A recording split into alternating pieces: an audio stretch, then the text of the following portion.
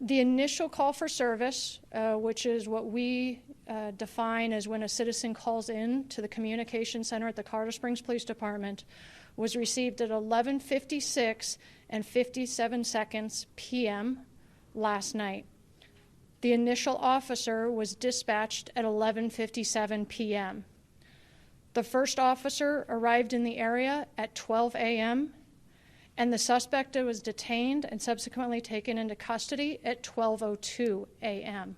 I want to first express my condolences to those families who have lost their loved ones during this tragic event, and to those that were injured today during this tragic shooting. I want every citizen in our city to know that the men and women of the Colorado Springs Police Department stand with you during this tragedy. We are working tirelessly to ensure that justice for the victims in this senseless and evil shooting is given. Club Q is a safe haven for our LGBTQ citizens. Every citizen has the right to feel safe and secure in our city. We are actively processing the scene at Club Q. Initial evidence and interviews indicate that the suspect entered Club Q and immediately began shooting at people inside as he moved further into the club. While the suspect was inside of the club, at least 2 heroic people inside the club confronted and fought with the suspect and were able to stop the suspect from continuing to kill and harm others. We owe them a great debt of thanks. As the investigation is still in its early stages, we are not going to identify any of the witnesses inside of the club at this time. The FBI is already on scene and assisting with the investigation. We are also working to identify the victims who have died and notify their families. Please be patient with the identification of the victims, as a first priority is to the victims' families. We have numerous detectives and officers interviewing witnesses and victims. We have multiple victim advocates also meeting with the victims who have been injured. These advocates will also be meeting with the families of those victims who have died. The suspect has been identified as Anderson Lee Aldrich, a 22-year-old male.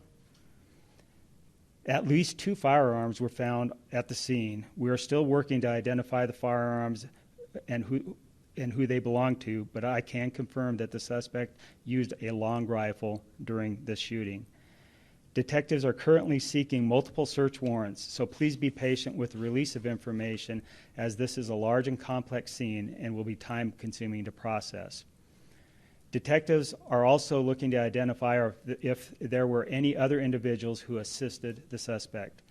The motive of the crime is part of the investigation, and whether this was a hate crime is part of that investigation. The FBI also has a tremendous amount of resources in investigation as well as crime scene processing, as an example.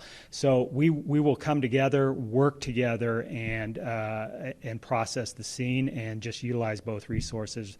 However, CSPD is the lead from an investigative perspective. This will be investigated and is being investigated in that lens, but I can tell you that the current bias-motivated crime statute in the state of Colorado provides some elevation, but will not elevate beyond what will likely be charges in this case, which will likely include first-degree murder, extreme indifference murder, those types of charges, which are all Class 1 felony murder charges. So the bias-motivated crime statute doesn't really come into play in this case because it doesn't elevate it beyond what we have as the very top-level charges. We take care of the patients. They go into the ICU. They have injuries from multiple gunshot wounds and the like. What the nature of those injuries are, though, we're all precluded from talking about because of HIPAA and the requirements to keep confidentiality about that, but we do want to give you some information that we have. Both trauma teams at both hospitals were spun up and responded. The ERs responded, and we're able to take care of this very rapidly and get the patients taken care of as well as we could at the time. We are currently taking care of 10 patients in the hospital right now, as I understand it. So you won't save anything critical? No, we do have patients in critical condition as well, but like anything else, it's a moving target, and there's a lot of personal information about people, so we try to keep that to a minimum. We do have some injuries that were as a result of people fleeing. I don't know for sure that all 18 were shot. The governor of Colorado, Jared Polis, has been in communication with me. We talked early this morning.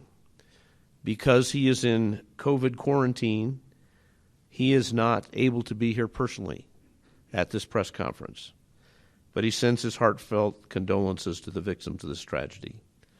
I've also been in communication with Senator Michael Bennett, Senator John Hickenlooper. I'm also pleased that Councilwoman Nancy Hingham has joined us this morning.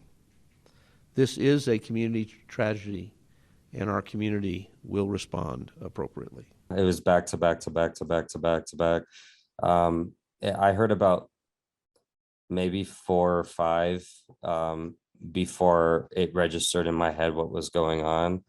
But like, I honest to God, when it first started, I just thought someone was clapping. A few feet away, I saw someone lying on the ground, and the door from the dance floor to the patio is a glass door. All that glass had been shattered. It was all over the ground. And I saw someone I knew lying there in that broken glass, having been shot in the neck. And I went to approach them, and they weren't too vocally responsive. So I wasn't sure what to do. What I can't stop thinking about is the visuals of the evening of the bodies, of the blood, of the broken glass, of the carnage and the wreckage, and seeing a safe place turned into a war zone. I was on the dance floor dancing when I heard 4 to 5 shots. I thought it was the music, so I kept dancing. Then I heard another set of shots, and then me and a customer ran to the dressing room and got on the ground and locked the doors and called the police immediately. So we're on the ground in the dressing room hearing more shots, people yelling. I think somebody tackled the assailant.